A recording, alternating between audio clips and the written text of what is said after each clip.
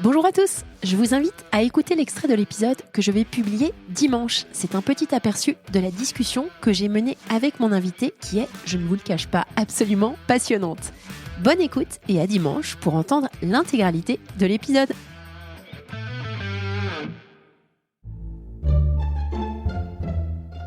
Solène Niederkorn vous propose FinScale, un éclairage sur l'innovation dans le monde de la finance, de la banque et de l'assurance. Investir, impacter, inspirer. Olivier Rieux et Vincent Piche, cofondateurs de Kimpa. C'est pas parce que tu achètes un titre en bourse que tu finances beaucoup plus cette entreprise ou que tu contribues de manière significative à son succès.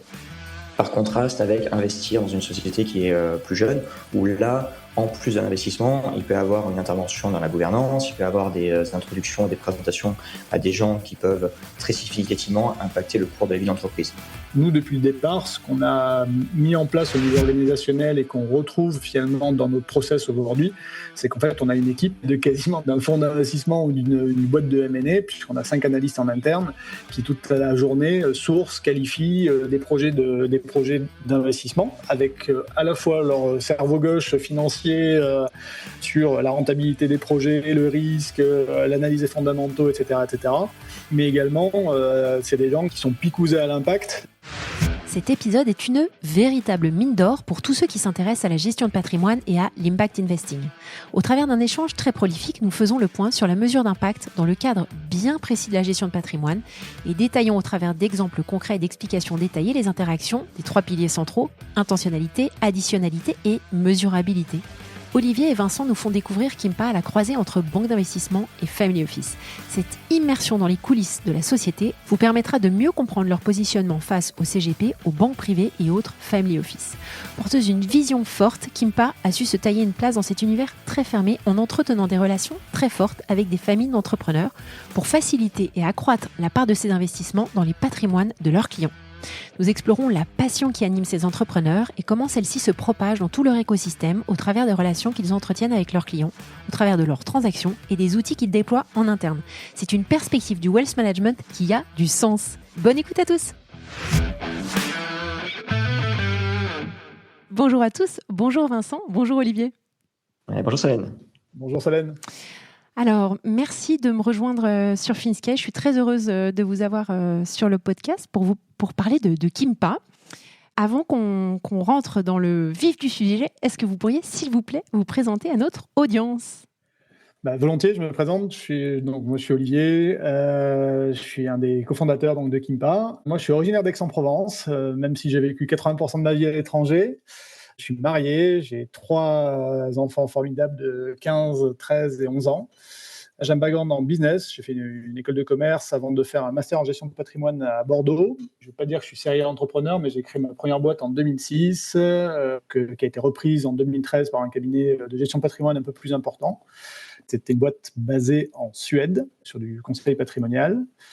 En 2016, je suis parti pour Madrid et en 2018-2019, j'ai eu l'idée folle avec Vincent et un autre associé de recréer une société, toujours dans le domaine du conseil en investissement.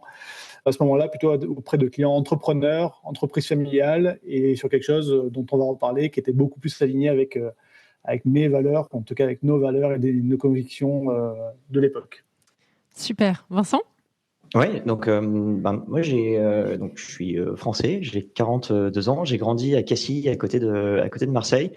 Mon papa était vigneron dans la région et qui est, je trouve, une des plus belles de France et qui potentiellement m'a motivé pour faire ce qu'on fait aujourd'hui avec Kimpa. Le chemin est un peu long, mais on en parlera.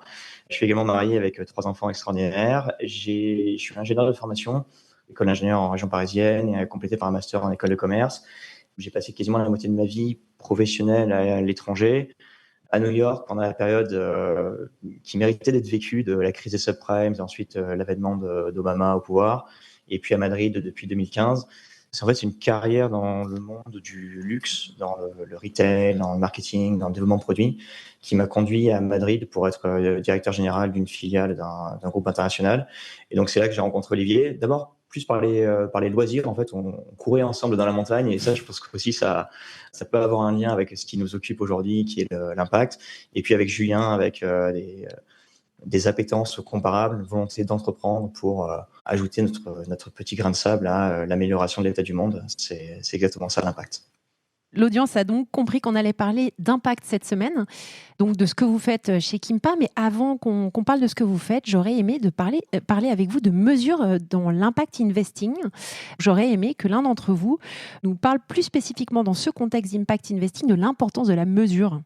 Oui, je peux prendre avec grand plaisir. Là, on rentre direct dans le vif du sujet. En effet, quand on parle d'investissement à impact, souvent on parle de 3 piliers qui sont l'intention en tant qu'investisseur, ensuite de l'additionnalité, c'est-à-dire en quoi, en tant qu'investisseur, je fais avancer le public, en quoi est-ce que j'apporte quelque chose au-delà de simplement de l'argent, et comment est-ce qu'on mesure l'impact. Et en fait, cette partie mesure, à la fin, c'est celle qui fait couler le plus d'encre parce que c'est d'une complexité folle. Nous, on essaye avec nos clients de le relier le plus possible avec l'intention initiale. C'est-à-dire que personne ne pourra adresser tous les enjeux environnementaux, tous les enjeux sociaux de la planète. C'est beaucoup trop large. Donc, on invite nos clients à faire des choix sur les causes environnementales et sociales qu'ils souhaitent défendre, sur lesquelles ils souhaitent s'engager via leur investissement. Et ensuite, ça nous permet de proposer un cadre d'évaluation de la performance de ces investissements par rapport à cette intention. Donc, on peut entrer un peu plus en détail, si tu souhaites, Solène, sur quelles sont les métriques, comment on peut le faire. En fait, si on entre un peu plus en détail, il y a d'abord un enjeu de cohérence entre l'intention et la mesure. C'est-à-dire, par exemple, si on souhaite s'attaquer au sujet des ressources en terres rares, en matières premières qui servent à la décarbonation de l'électricité, de l'énergie, de la mobilité, ensuite, on va pouvoir proposer des investissements qui sont liés à ça et mesurer l'impact qui en découle. Vous venez d'entendre un extrait de l'épisode que je vais publier dans quelques jours. Alors ne restez pas trop loin de votre plateforme de podcast pour pouvoir profiter de tout l'enregistrement.